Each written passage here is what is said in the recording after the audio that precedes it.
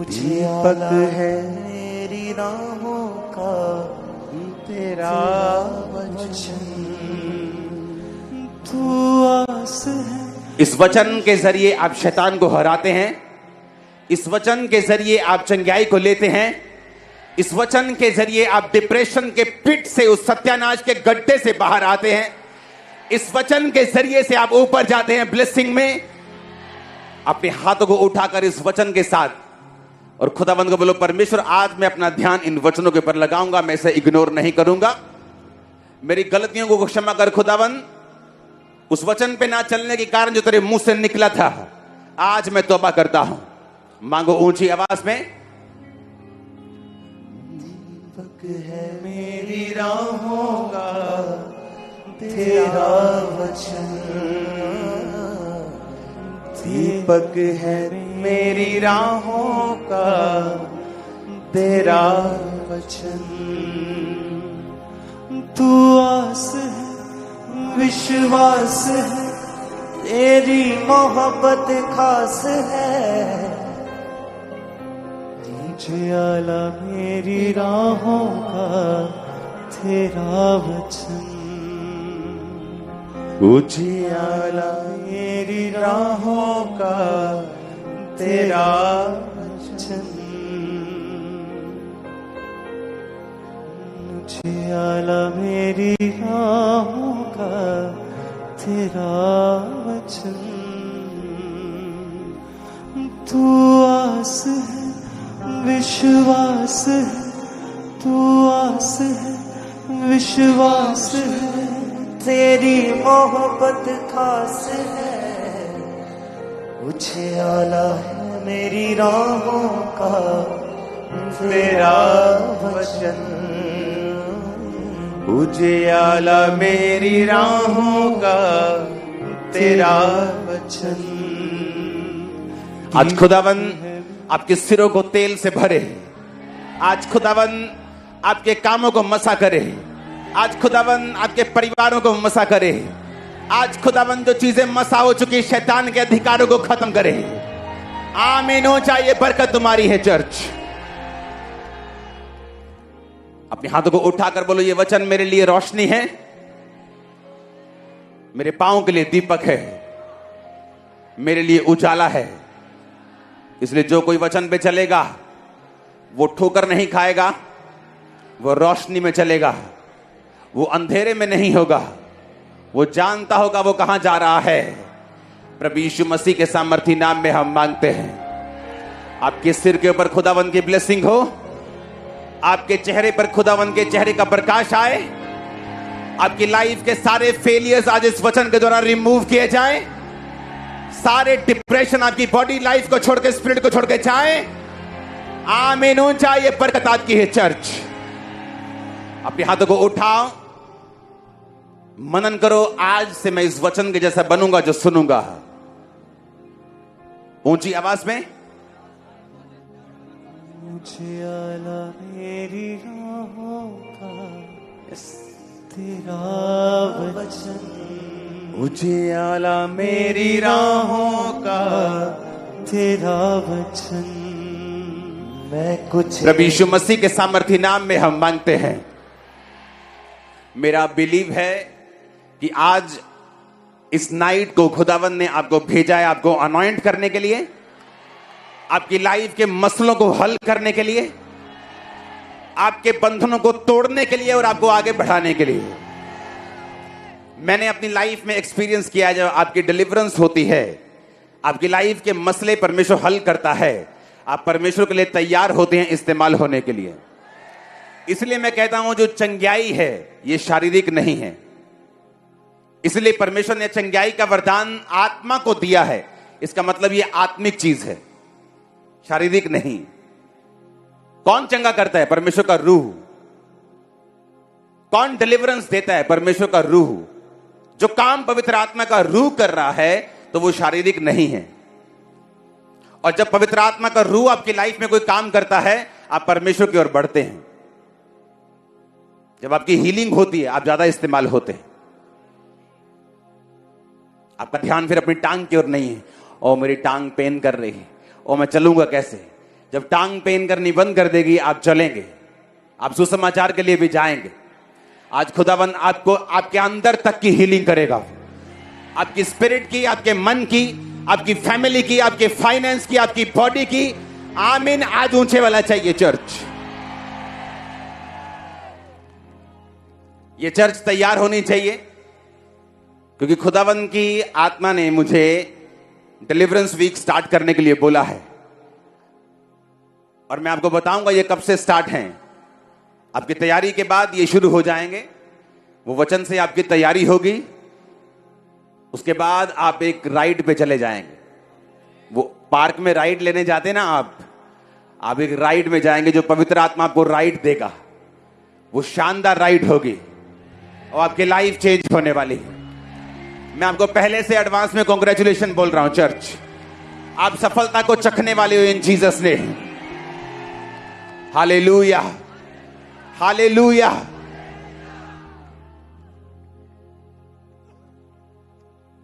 अब Thursday Sunday तैयारी के साथ आना है आपको, जब भी आपको आना है।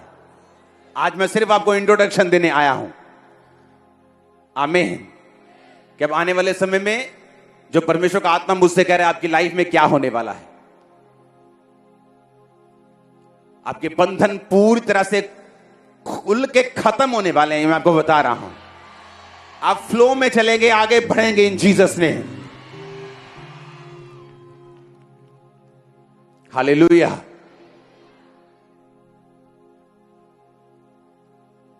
वचन को पढ़ेंगे उत्पत्ति 49 उसकी 1 से 12 आयत, उत्पत्ति 29 उसकी 31 से 35 आयत। यीशु मसीह जब एक कुंड के किनारे जाते हैं जहां पर बीमार लोग पड़े रहते थे, और जब स्वर्गदूत आकर पानी को हिलाते थे एक समय पर, तो जो कोई पहले उस पानी में उतरता था वो चंगा होता था। और यीशु मसीह उस कुंड के पास जाके देखते हैं 38 साल से एक बंदा पड़ा है। और यीशु मसीह ने कहा, क्या तू चंगा होना चाहता है? कहता, मेरे पास कोई मनुष्य नहीं प्रभु, जो मुझे पानी हिले तो नीचे उतार दे और मैं चंगा हो जाऊं। परमेश्वर ने कहा, क्या तू चंगा होना चाहता है? उसने कहा, मेरे पास कोई इंसान नहीं। यीशु मसीह ने उसको बोला, उठ, अपनी खाट उठा। और बाइबल कहती वो हील हुआ। और जब वहां भीड़ पड़ गई कि ये क्या हुआ, कि पानी तो हिला नहीं, ये बंदे चंगे कैसे हो रहे हैं, तो यीशु मसीह भीड़ से हट गए। तो उसको मालूम नहीं था कि मुझे किसने चंगा किया है। और बाद में जब प्रभु यीशु मसीह उसे मिले तो परमेश्वर ने कहा, अब फिर से पाप मत करना। ऐसा ना हो इससे भारी मुसीबत तेरी लाइफ पे आए, अब फिर से तू कोई भी गुनाह जो है वो मत करना। अब उसे समझ आया कि उसकी लाइफ की जो सफरिंग्स थी, उसके पास एक भी मनुष्य नहीं था। किसी ने तो उसे पैदा किया होगा, कोई तो उसका चाचा होगा, मामा होगा, लेकिन कोई भी उसके पास नहीं था। क्योंकि बाइबल ऐसा कहती है, पाप जब आपकी लाइफ में आता है वो आपको कट करता है, आपको कम करता है, आपको घटाता है, आपकी लाइफ से चुराता है, घात करता है और नष्ट करता है। क्योंकि उसकी लाइफ में अगर एक आम सा भी आदमी हो तो उसके भी 50-60 रिश्तेदार होते हैं। और एक बंदा ड्यूटी लगा सकता है कि भाई साहब मेरे 50 रिश्तेदार हैं, आप लोग साल में 2 दिन मुझे दे दो, तब भी एक साल में 100 दिन उसके पास कोई ना कोई रहता। लेकिन उसके पास एक भी मनुष्य नहीं था, क्योंकि बाइबल कहती है उसकी लाइफ की जो बीमारी थी वो पाप के कारण उसकी जिंदगी में आई थी। और जब परमेश्वर ने कहा फिर से पाप मत करना, इसका मतलब अगर मैं आपसे कहूं कि फिर से पाप ना करना, तो आपको मालूम होगा कि आपने पहले कौन सा पाप किया था। आप नहीं बोलेंगे प्रभु कौन सा पाप। अगर परमेश्वर उसको कह रहे थे फिर से पाप मत करना, तो इसका मतलब उसको मालूम था कि कौन सा गुनाह करके वो फंसा है। नहीं तो वो पूछता, प्रभु किस पाप की तुम बात कर रहे हो, कि मैं शराब ना पीऊं, मैं व्यभिचार, कौन सा पाप। उसे मालूम था कि एक पाप के कारण वो फंसा है। पाप कम करता है। उसके रिश्तेदार चले गए, फाइनेंस उड़ गया, बिजनेस चला गया, परिवार चला गया, पत्नी, बच्चे, भाई, कोई भी नहीं है अभी उसके पास। क्यों? क्योंकि बाइबल कहती है जब पाप जिंदगी में आता है तो शैतान आता है और शैतान चुराता है, घात करता है और नष्ट करता है। जब भी शैतान को आपको कम करने का दिल करता है, वो आपको कम नहीं कर सकता, क्योंकि आप परमेश्वर की संतान हैं। इसीलिए वो पाप की एंट्री आपकी लाइफ में करता है और आपका ब्लू फिल्म देखने को मन करता है, शराब पीने को मन करता है, शरीर की इच्छाओं को पूरा करने का मन करता है, क्योंकि शैतान आपको नफरत करता है। वो चाहता है आप कम हो, आप घटाए जाएं, आप कम किए जाएं, बेइज्जत किए जाएं, अकेले रहें, मरते रहें। वो ये चाहता है और इसी में उसकी संतुष्टि है। और जीसस ने कहा शैतान चुराने, घात करने, नष्ट करने आया और मैं तुम्हें जीवन देने का आया और बहुतायत का जीवन देने के लिए आया। और इसलिए प्रभु यीशु मसीह ने जब उसे चंगा करके बोला फिर से पाप मत करना, ऐसा ना हो इससे भारी मुसीबत आए, तो उसको मालूम था जीसस क्राइस्ट कौन से पाप के बारे में बात कर रहे हैं। हालेलुया। और आज के बाद जब शैतान आपको पाप की ओर लेके जाए तो आपको मालूम होना चाहिए कि वो आपको कम करना चाहता है, कुछ चुराना चाहता है, कुछ एक हाथ से आपकी लाइफ में मीठा देके दूसरे हाथ से आपकी पूरी लाइफ को छीन लेना चाहता है आपकी जिंदगी से। आप जीते हुए भी मरे हुए होंगे इस धरती के ऊपर, ये शैतान चाहता है आपकी लाइफ में। हालेलुया। और परमेश्वर ने कहा फिर से पाप मत करना, ऐसा ना हो इससे भारी मुसीबत तेरी लाइफ में आए। हालेलुया। पूरी बाइबल भरी पड़ी है। शरीर का काम जब हुआ तो क्या हुआ? जब किसी ने स्पिरिट को फॉलो किया, आत्मा को फॉलो किया, तो उसकी लाइफ में क्या हुआ? और बाइबल कहती है परमेश्वर हमें चॉइस देता है, हम पे थोपता नहीं है कि हम शरीर का काम भी चूज कर सकते हैं, चुन सकते हैं, और आत्मा का काम भी चुन सकते हैं कि हमें शरीर के अनुसार चलना है कि आत्मा के अनुसार चलना है। हालेलुया। लेकिन जो परमेश्वर आपको देना चाहता है वो इज्जत है, वो बरकत है, बढ़ोतरी है, ब्लेसिंग है, वो हीलिंग है, वो डिलीवरेंस है, परिवार की साल्वेशन है, जो वो आपको देना चाहता है। लेकिन उसको लेने के लिए हमें आत्मा को फॉलो करना पड़ेगा। याकूब ने अपने पुत्रों को यह कहकर बुलाया इकट्ठे हो जाओ और मैं तुमको बताऊंगा कि अंत के दिनों में तुम पर क्या क्या बीतेगा। जब इकट्ठे हुए तो बोला हे याकूब के पुत्रों इकट्ठे होकर सुनो और अपने पिता इज़राइल की ओर कान लगाओ। पहला पुत्र। तीसरी आयत, हे रुबेन तू मेरा जेठा यानी सबसे बड़ा बेटा, मेरा बल, मेरे परुष का पहला फल, प्रतिष्ठा का उत्तम भाग और शक्ति का उत्तम भाग तू ही है। तू जो जल के समान उबलने वाला है, इसलिए तू दूसरों से श्रेष्ठ ना ठहरेगा, क्योंकि तूने अपने पिता की खाट पर चढ़ा और जब तूने उसको अशुद्ध किया मेरे बिछोने पर तू चढ़ गया।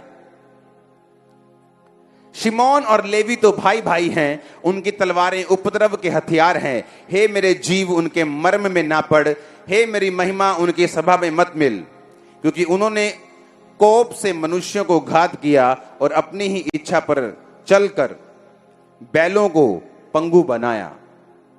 धिक्कार उनके कोप को जो प्रचंड था और उनके रोष को जो निर्दयी था। मैं उन्हें याकूब में अलग अलग और इज़राइल में तितर बितर कर दूंगा।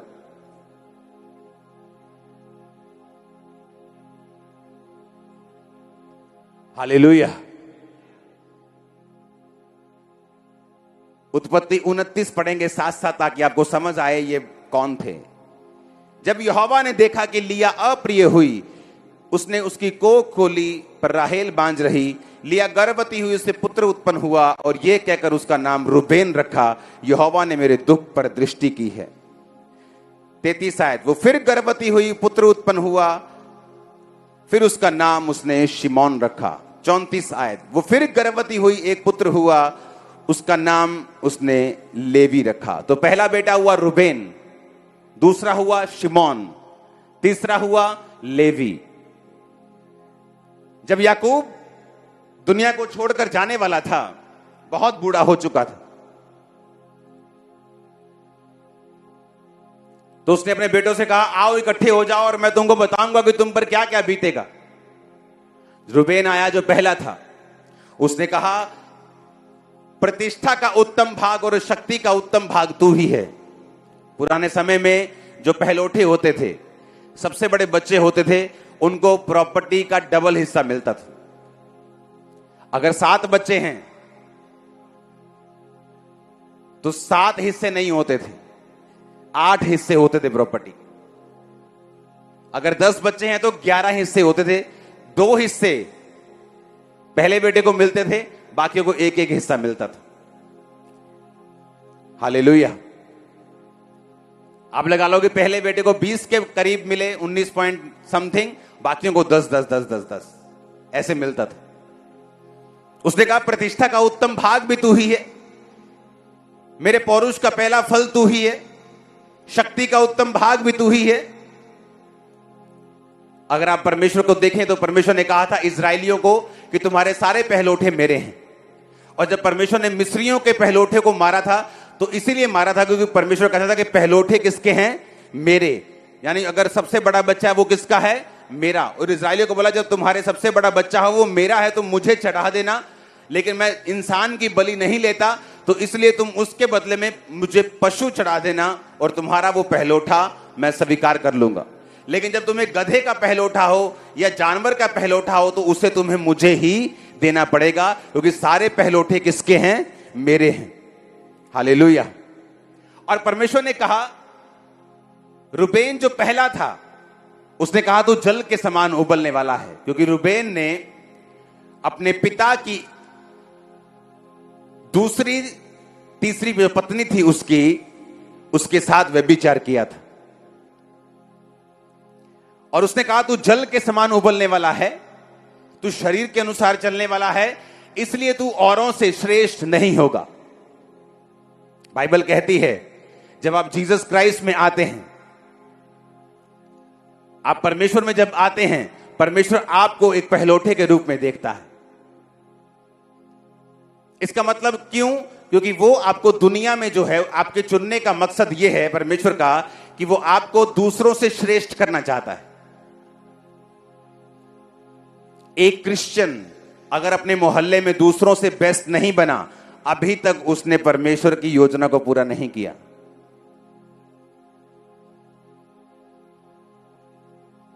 उसने कहा तू दूसरों से अब श्रेष्ठ नहीं होगा। जैसे अन्य जाति लोग तेरे पास रहते तू भी उन्हीं के जैसा होगा, उन्हीं के जैसा तू काम करेगा, उन्हीं के जैसे खाए पिएगा, उन्हीं के जैसे दुख सुख तेरी लाइफ में होंगे। तू उनसे श्रेष्ठ नहीं होगा क्योंकि तू शरीर के अनुसार चला। लेकिन परमेश्वर की योजना क्या थी? परमेश्वर ने कहा मेरी योजना यह थी कि तू दूसरों से श्रेष्ठ होगा और तेरा भाग दूसरों से ज्यादा होगा। यह परमेश्वर की योजना है आपकी लाइफ के लिए। लेकिन उसने कहा तू शरीर के अनुसार चला, इसलिए अब तू श्रेष्ठ नहीं ठहरेगा, तू भी आम लोगों की तरह होगा। आप एक क्रिश्चियन हैं, लेकिन आपके और अन्य जाति जो आपके साथ रहती हैं, आप में और उनके घरानों में कोई फर्क नहीं। उनके बच्चे भी नशों में हैं, आपके भी नशों में, वो भी गरीबी में, आप भी गरीबी में हैं। फर्क क्यों नहीं है? इसलिए नहीं है क्योंकि हमने परमेश्वर के वचनों को ध्यान से नहीं देखा और उसको फॉलो नहीं किया। अगर हमने किया होता तो बाइबल कहती है हम दूसरों से श्रेष्ठ होते। ये आपकी लाइफ में योजना है। आप जहां रहते हैं, जिस परिवार में हैं, परमेश्वर आपको दूसरों से जो आपके आसपास है उनसे बेस्ट देखना चाहता है। यह परमेश्वर का हार्ट है आप लोगों के लिए। आप आज चलना शुरू करेंगे, चैलेंज लेंगे, चुनौती लेंगे। एक तो है बेइज्जती, इतनी बंदे की होती है कि उसे आदत पड़ जाती है। अब बेइज्जती हो रही है, उसको फील ही नहीं हो रही, ढीठ हो गया वो। लेकिन जब आप बेइज्जती महसूस करने लगते हैं, आप चेंज होने लगते हैं। आपको मालूम होता है नहीं, ऐसा मेरा परिवार, मेरा फाइनेंस, मेरा सेहत, मेरी लाइफ ऐसी नहीं होनी चाहिए अन्य जातियों को जैसे जैसे ये संघर्ष कर रहे हैं, मैं क्यों कर रहा हूं? मैं परमेश्वर की संतान हूं। क्या कमी है? प्रेयर की कमी है, मैं करूंगा। फास्टिंग की कमी करूंगा, पवित्रताई में कमी, मैं उसे कंप्लीट करूंगा। और जब आप बेइज्जती महसूस करने लगते हैं, कमी महसूस करने लगते हैं, उसके बाद आपकी लाइफ की बढ़ोतरी शुरू होती है। नहीं तो आप जनता की जनता रह जाते हैं और परमेश्वर आपको जनता नहीं देखना चाहता। आप एक एक वॉरियर हैं, एक एक जना इवेंजलिस्ट हैं आप लोग, प्रचारक हैं आप लोग, उसके याजक हैं आप लोग। उसने कहा मैं तुम्हें श्रेष्ठ बनने के लिए मैंने चुना है, लेकिन अब तू दूसरों से श्रेष्ठ नहीं होगा। क्यों? क्योंकि तू शरीर के अनुसार चला और तूने व्यभिचार किया।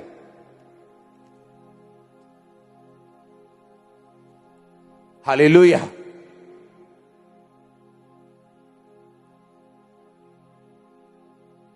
कितने समझ रहे हैं? उसने कहा तू दूसरों से श्रेष्ठ नहीं होगा। जब परमेश्वर देखता है कि पहला बच्चा, आप पुराने नियम में जब पढ़ेंगे, पहला नहीं ठहरा, तो उसकी योजना दूसरे पे आती। दूसरा कौन था? शिमोन। और तीसरा कौन था? लेवी। और इन दोनों ने क्या गुनाह किया था? बाइबल कहती जब इनकी बहन के साथ किसी ने छेड़ाखानी की तो इन्होंने पूरे एक कौम को मार दिया था तलवारों के साथ। और याकूब इस बात से गुस्सा हुआ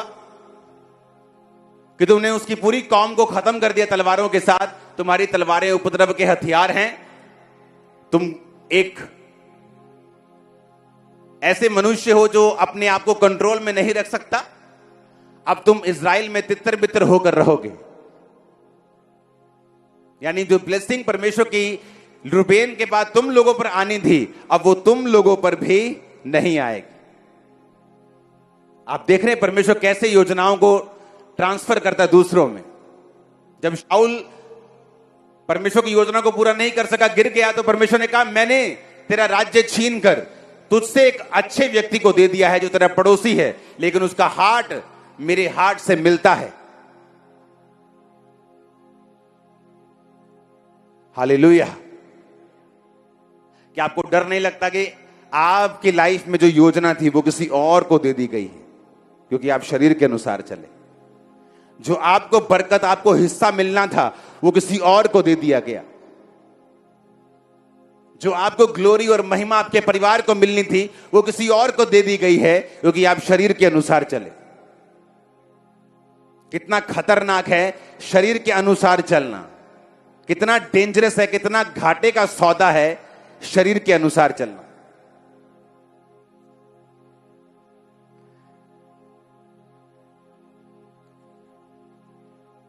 अब 35 आयत पढ़ेंगे। फिर वो गर्भवती हुई और उसके पुत्र उत्पन्न हुआ और उसने कहा अब की बार मैं यहोवा का धन्यवाद करूंगी, और उसने उसका नाम यहूदा रखा। चौथा बेटा कौन था? यहूदा।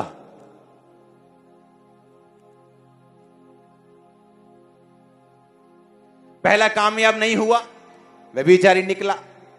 दूसरा कामयाब नहीं हुआ, कत्ल करने वाला निकला। तीसरा कामयाब नहीं हुआ, वो भी पहले दूसरे भाई का साथी था कत्ल करने में। दोनों शिमोन और लेवी साथ साथ थे। अब योजना आ गई चौथे के ऊपर। चौथा था यहूदा। 9 आयत में लिखा, फिर उसने कहा यहूदा शेर का बच्चा है। हे मेरे पुत्र, तू अहेर करके गुफा में गया है, वह सिंहनी के समान दबक कर बैठ गया, फिर कौन उसको छेड़ेगा?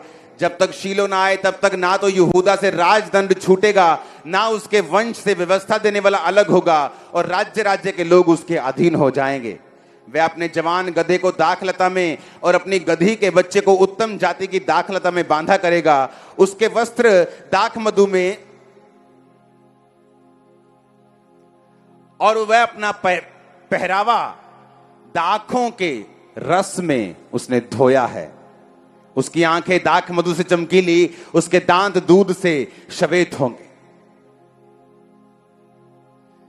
जब परमेश्वर ने देखा पहला कामयाब नहीं हुआ, दूसरा नहीं हुआ, तीसरा नहीं हुआ, चौथा कामयाब हुआ। इसीलिए जब आप जीसस क्राइस्ट का गोत्र देखेंगे तो इसी यहूदा के गोत्र से वो पैदा हुए। आप दाऊद का गोत्र देखेंगे, यहूदा के गोत्र से परमेश्वर ने उसको चुना। नहीं तो आज जीसस क्राइस्ट रूबेन के गोत्र से पैदा होते, मैं आपको बता रहा हूं, क्योंकि परमेश्वर की योजना रूबेन के ऊपर थी। जब रूबेन कामयाब नहीं हुआ, शिमोन और लेवी पे आई। वो दोनों कामयाब नहीं हुए तो यहूदा पे आई, और परमेश्वर ने कहा यहूदा तेरे पास एक्स्ट्रा होगा, तो अपने गधे को अपने अंगूरों की बारी में तो रखेगा जहां वो तेरा गधा भी अंगूर खाएगा। हालेलुया। तेरे राजदंड तुझसे नहीं छूटेगा, तेरे वंश से व्यवस्था देने वाला कभी भी अलग नहीं होगा, राज्य राज्य के लोग तेरे अधीन हो जाएं।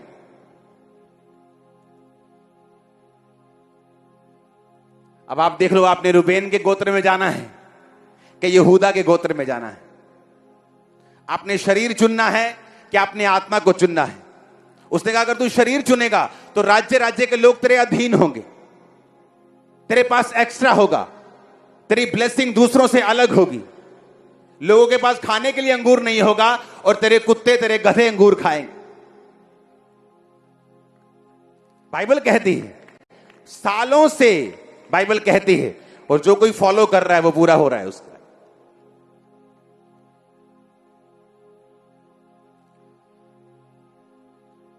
हालेलुया।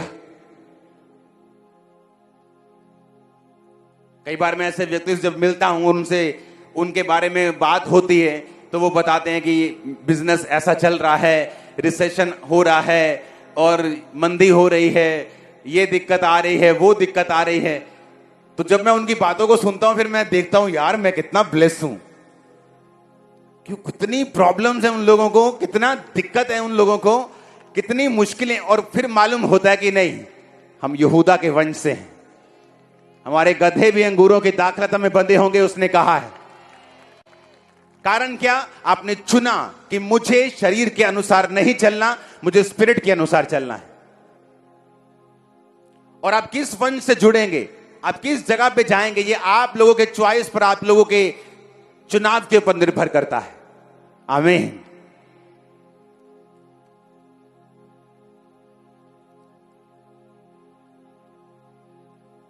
जब परमेश्वर ने यहूदा को ब्लेस किया तो वचन कहता है कि यहूदा इस्करियोती जिसने परमेश्वर को पकड़वा दिया था, बाइबल के मुताबिक उसको 12 चेलों का लीडर बनना था। इसलिए परमेश्वर ने पैसों की थैली जो थी वो यहूदा इस्करियोती को दी थी, ताकि यहूदा इस्करियोती शुरू से ही अपना कंट्रोल जो है वो रखे। पैसों की थैली देने का मतलब एक फाइनेंस का कंट्रोल उसके पास था, और परमेश्वर के वचन के मुताबिक व्यवस्था देने वाला जो होगा वो यहूदा के वंश से होगा, उससे राजधन छूटेगा नहीं, वो चेलों को का अगुवा होगा। लेकिन बाइबल कहती है उसने भी शरीर के काम को चुना और गिरा, और उसके बाद परमेश्वर ने वो सारा काम पतरस को दिया। और फिर आप जब भी देखेंगे पतरस को लीड करता हुआ देखेंगे। 120 लोगों को जब पवित्र आत्मा मिला तो पतरस ने लोगों को बताया। जब पिटा गया परमेश्वर के नाम के कारण तो पतरस वहां खड़ा होकर प्रीच करने लगा, बाकी भाई उसके साथ खड़े थे। हालेलुया। ये दुनिया शुरू से ही अकालों, बाढ़ों, रिसेशन को झेलती आई है। ये दुनिया में आते आए हैं और भी आएंगे, लेकिन अगर आप रियली परमेश्वर की स्पिरिट के साथ जुड़े हुए हैं, आप पर इफेक्ट नहीं होना चाहिए, नहीं होना चाहिए। हालेलुया।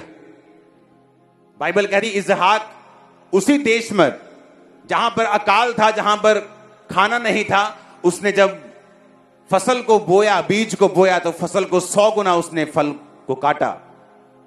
और लोग हैरान थे कि इसहाक की फसल 100 गुना कैसे बढ़ सकती है, हमारी फसलें 30 गुना बढ़ नहीं रही, लेकिन इसहाक की कैसे। और बाइबल कहती है शाम के समय में वो परमेश्वर के वचन का ध्यान करने के लिए मैदानों में जाया करता था।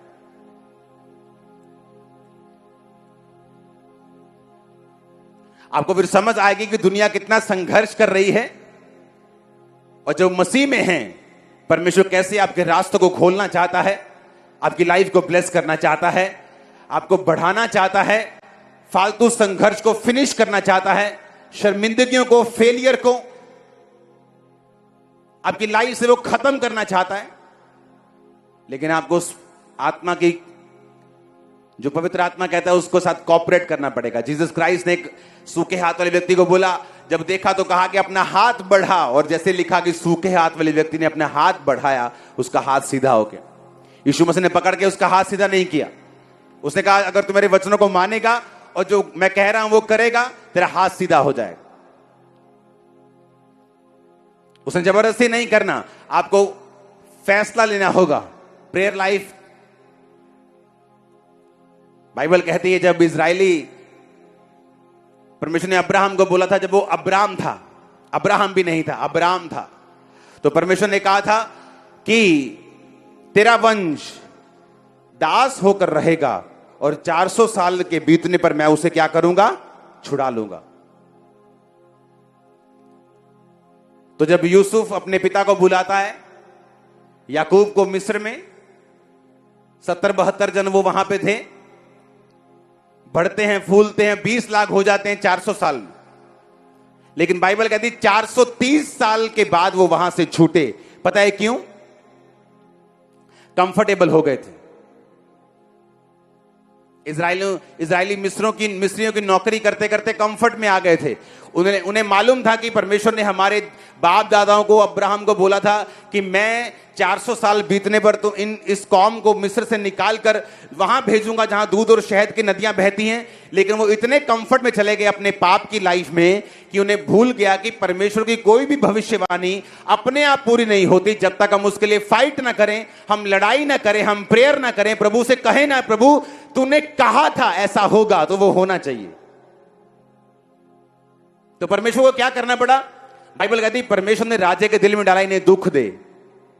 तो बाइबल कहती राजा ने बेगारी करने वालों के ऊपर, यानी जो काम करने वाले थे उनके ऊपर सरदार लोग ठहराए, उनके ऊपर प्रधान लोग ठहराए। और बाइबल कहती वो उन्हें दुख देने लगे और गारे के काम, मिट्टी का काम और खेती के कठिन जो काम थे वो उनको देने लगे। और जब ज्यादा काम मिला तो रोने लगे, हे प्रभु। प्रभु ने हाँ अब ठीक है, अब मांगो।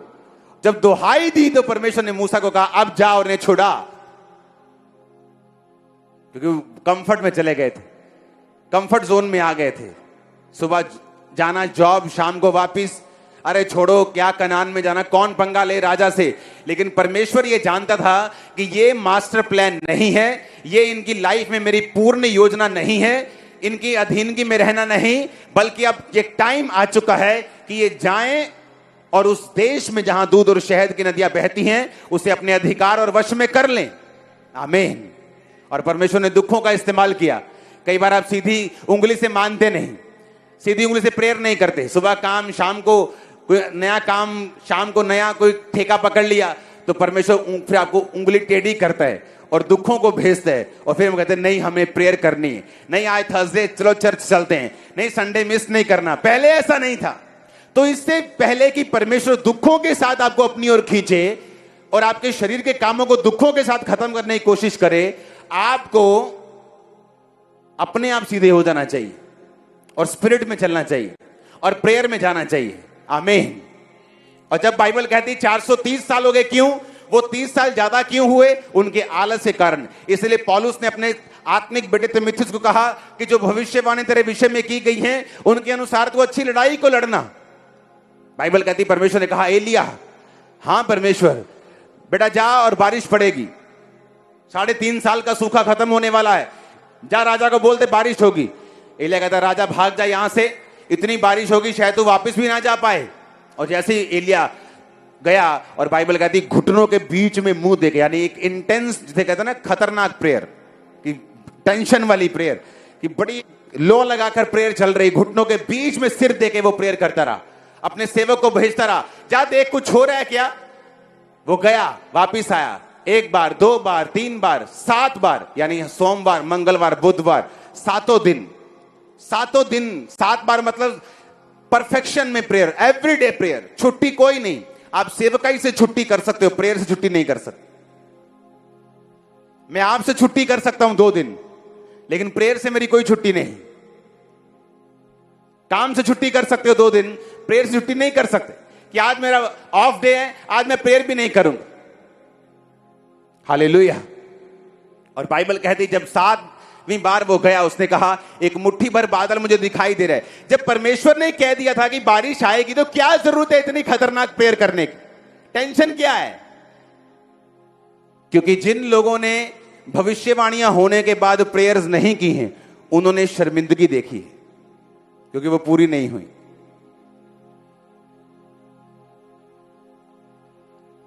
हालेलुया। वो पूरी नहीं हुई, क्योंकि परमेश्वर कहता है कि जब भविष्यवाणी हो जाए तो शैतान सुन लेता है। तुमने भी सुनी पर शैतान ने भी सुनी। अब शैतान पूरी कोशिश करेगा तुम्हें पाप में गिराए, तुम्हारी प्रेयर लाइफ कम करे, तुम्हारी लाइफ में जो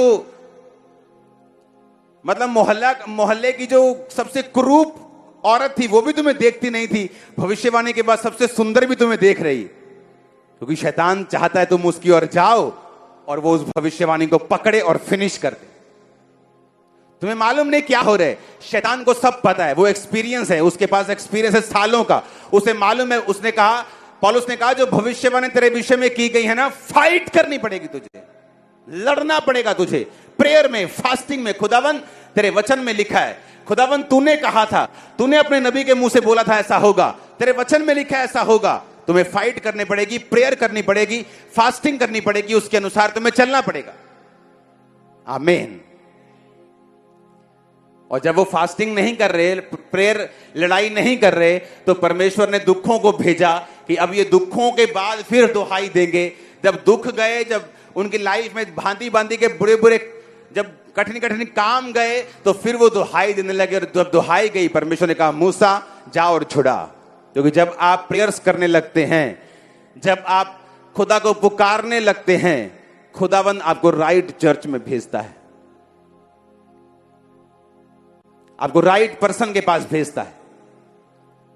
खुदावन ने डायरेक्ट उन्हें नहीं छुड़ाया, मूसा के पास भेजा। हालेलुया। मूसा ने कहा मैं नहीं जाऊंगा, फिर परमेश्वर की उसके साथ वार्तालाप होता है और अंत में वो मन जाता है कि ठीक है मैं जाऊंगा और तेरे लोगों को छुड़ाऊंगा। क्या है क्रिश्चियन लाइफ? यही क्रिश्चियन लाइफ, शरीर के अनुसार ना चलना, आत्मा के अनुसार चलना। भविष्यवाणी के विषय में जो आपके लिए की गई है, चाहे वो डायरेक्ट की गई हो, चाहे वचन के द्वारा की गई हो। वचन एक भविष्यवाणी है, धर्मी का वंश बचाया जाएगा, क्या यह भविष्यवाणी नहीं? तू बच, तेरा घराना बचाया जाएगा, क्या यह भविष्यवाणी नहीं? तेरी लाइफ में तू उत्तम को देखेगा, उत्तम दाखलता, उत्तम तेल, उत्तम चीजें। यदि तू याजक है, क्या यह भविष्यवाणी नहीं? तू सिर ठहरेगा, पूंछ नहीं होगा, क्या यह भविष्यवाणी नहीं? शेर को कमी हो सकती, यहोवा के खोजियों किसी भली वस्तु की कमी ना होगी, क्या यह भविष्यवाणी नहीं?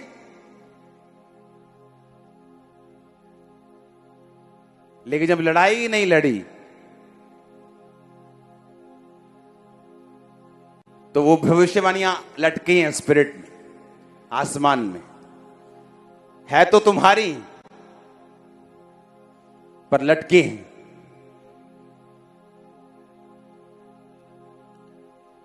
आना तो तुम्हारे जीवन में था, लेकिन अभी तक खड़ी हैं। आप अगर बदलना नहीं चाहेंगे, कुछ बदलेगा नहीं। आपको डिसीजन लेना होगा, फैसला लेना होगा बदलने का। अपने हाथों को उठाओ,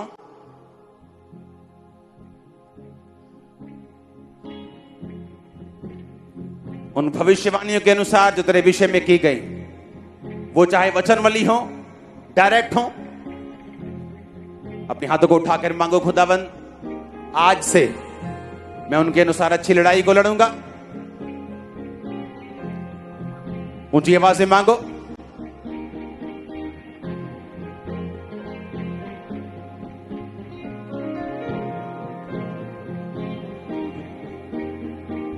अगले थर्सडे से अपने हाथों को उठा के रखो।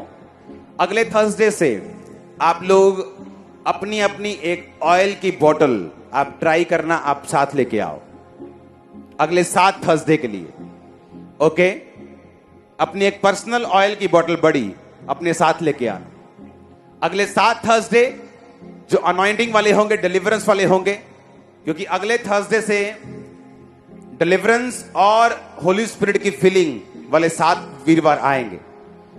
क्योंकि वीरवार पास्टर्स लोग भी शामिल होते हैं हमारे बीच में दूसरी मिनिस्ट्रीज से, इसलिए थर्सडे को फीलिंग 70% होगी, 30% डिलीवरेंस, और संडे को 70% डिलीवरेंस होगी और 30% हम उस पर काम करेंगे। तो इस तरह से हम चलेंगे अगले थर्सडे से।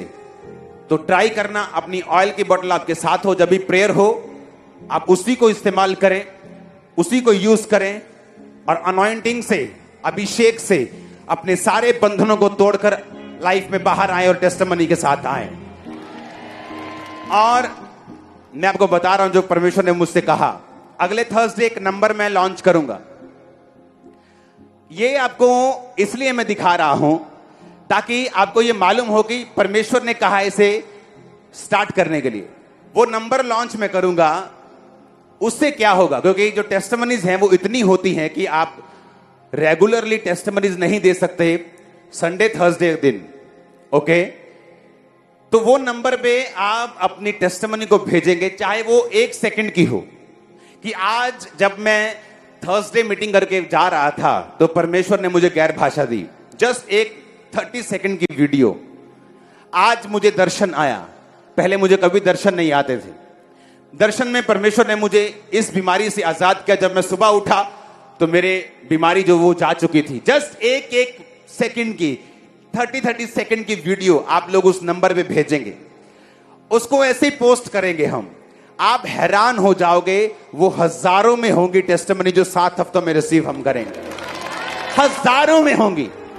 मैं आपको बता रहा हूं, वो मैं डिसाइड करूंगा अपने फेसबुक पे डालनी है कि उसके लिए अलग से पेज ही बना दें, क्योंकि वो इतनी होंगी, इतनी लाइन में होंगे कि बाकी और कुछ कर नहीं, देख नहीं पाएंगे, तो उसे देखेंगे कहां डालना है। मैं आपको बता रहा हूं, तो उसके लिए आपको तैयारी ये करनी है कि ऑयल अपने साथ रखना है। आमीन। ताकि आप जब भी आपको कोई ट्रबल हो, कोई बीमारी हो, कोई बीमार दिखे, वो ऑयल आप यूज कर सकें। आमीन। कोई दुष्ट आत्मा वाला आपको दिखता है, कहीं शैतान काम कर रहा आपको दिखता है, तो वो आपके पास एक हथियार होगा। हालेलुया। चर्च से भी आपको ऑयल मिलेगा, वो अलग है, लेकिन आपको एक बॉटल रखनी है, वो अलग है। आमीन। तो मैं इसलिए नहीं कह रहा हूं कि चर्च से नहीं मिलेगा, चर्च से आपको डबल दे दूंगा, नो प्रॉब्लम, लेकिन आपको अपना रखना है। आमीन।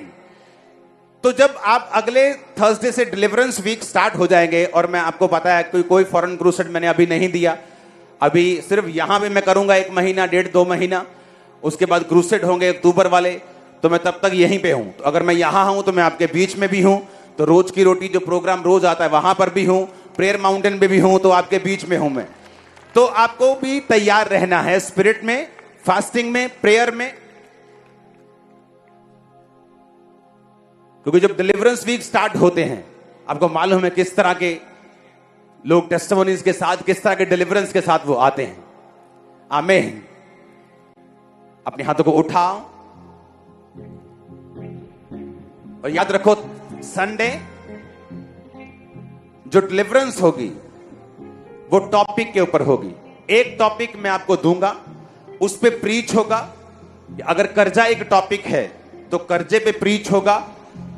और संडे वाले दिनों जो होंगे, या थर्सडे वाले दिन जो आने वाले डिलीवरेंस के होंगे, वो जल्दी मीटिंग खत्म नहीं होगी, क्योंकि आपको बुलाया जाएगा, अकेले अकेले पे मैं ले हैंड करूंगा। तो वो इस तरह के वीक आने वाले हैं। ओके, तो ये अलग तरह की मीटिंग्स होगी और आपको तैयार रहना है। आमीन।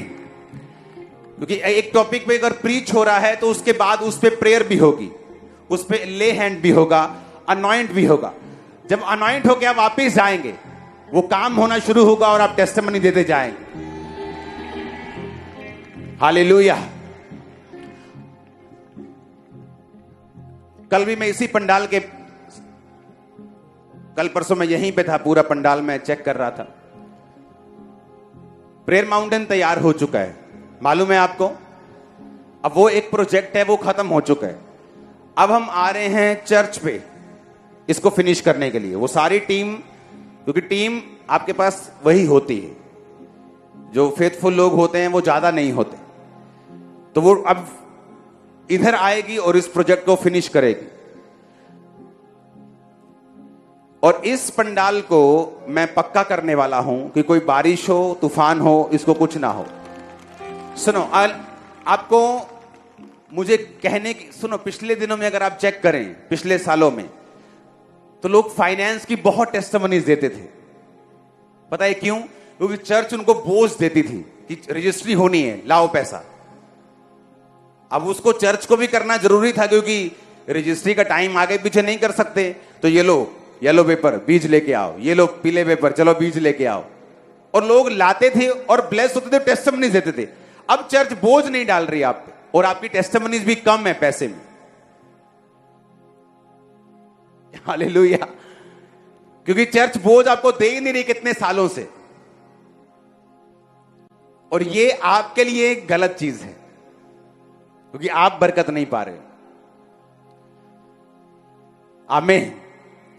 और अगर चर्च को बरकत लेनी तो आपको मालूम होना चाहिए कि मुझे कॉन्स्टेंटली, मुझे लगातार बोना है, ताकि किसी भी एंगल से शैतान मेरी लाइफ में काम ना कर सके। हालेलुया। कितने मेरी बात को समझ रहे हैं? तो चर्च वो वाला बोझ तो अभी भी आप पर नहीं डाल सकते, क्योंकि अभी कोई ऐसी रजिस्ट्री नहीं है जिसके लिए मैं आपको बोलूं कि ये अभी करना है।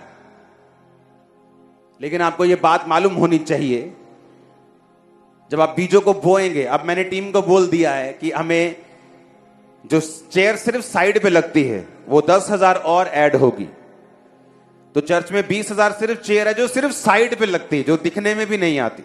सिर्फ 20,000 चेयर्स होंगी जो सिर्फ साइड पे लगेंगी। तो 10,000 चेयर 31,85,000 की है।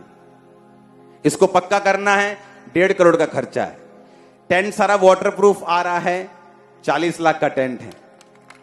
तो ऐसी चीजें हैं जो अगर मैं आपसे डिस्कस करूंगा तो वो 3-3.5 करोड़ जो होगा वो 1-2 महीने में यहां पे लगने वाला है। तो आपको बीजों के साथ आना है। मुझे कहने की जरूरत नहीं होनी चाहिए कि ये वाले दिन आओ, संडे आओ, थर्सडे, जब भी आप आओ। अब आपको ये ध्यान रखना है कि चर्च में अब एक्स्ट्रा पैसों की जरूरत है। हालेलुया। क्योंकि अंदर का प्रोजेक्ट फिनिशिंग 10 दिन में स्टार्ट हो जाएगी। फिर अंदर का प्रोजेक्ट फिनिश, जैसे प्रेयर माउंटेन किया, ये होगा। फिर बाहर को ये साथ साथ चलेगा। जब आप यहां बैठे होंगे, यहां भी पक्के में एक तरह के बैठे होंगे, अंदर बैठे होंगे, तो फिर आप बैठे ही होंगे फिर तो। हालेलुया। तो आपको यह ध्यान रखना है कि जब भी आप अगले थर्सडे और संडे से चर्च जाओ, आपको एक्स्ट्रा ऑफरिंग के साथ जाना है। क्योंकि ये जो करोड़ों के काम है, ये आम संडे थर्सडे ऑफरिंग से आप जानते हो कि कितना उसको मुश्किल है मेंटेन करना। तो आपको ये मालूम होना चाहिए कि मुझे बीजों को भेजना है, ताकि ये सारे काम, क्योंकि ये पंडाल इतना ब्यूटीफुल मैं कर रहा हूं इसको, आप मजा, थर्सडे तो और मजा आएगा, शाम को, रात को पूरा चेंज होने वाला है ये। हालेलुया। और इमेजिन करो कि ये 50,000 चेयर में ऐड करूंगा पंडाल के अंदर। 50,000 जो चेयर है वो जुड़ेगी और सिर्फ साइडों पे लगने के लिए। तो 50,000 चेयर जो है वो तकरीबन 1.5 करोड़ की हैं। लेकिन 10,000 का ऑर्डर जा चुका है। 10,000 कभी भी आ सकती है, कल परसों कभी भी आ जाएगी। तो आपको यह ध्यान रखना है कि काम स्टार्ट हो चुका है। आत्मा में कमर अपनी कस लो, डिलीवरेंस के लिए कस लो, ब्लेसिंग के लिए कस लो, काम के लिए कस लो। हालेलुया। और अगले अभी टाइम पर आपको ये खास अपने ड्राइवर्स को, अपने लोगों को ये बोल के रखना है कि जब हम चर्च में चले गए तो आपको जल्दी नहीं करनी। ओके? अब वैसे काम नहीं होगा अगले 8-10 हफ्ते। अब आपको जल्दी नहीं करनी, आपको आना है, तसल्ली के साथ बैठना है। 12 बजे 1 बजे तक बच जाए, डोंट वरी। जो परमेश्वर करना चाहता है उसे करके जाना है। आमीन। उठाओ अपने हाथों को, अपने घुटनों के बाहर आ जाओ।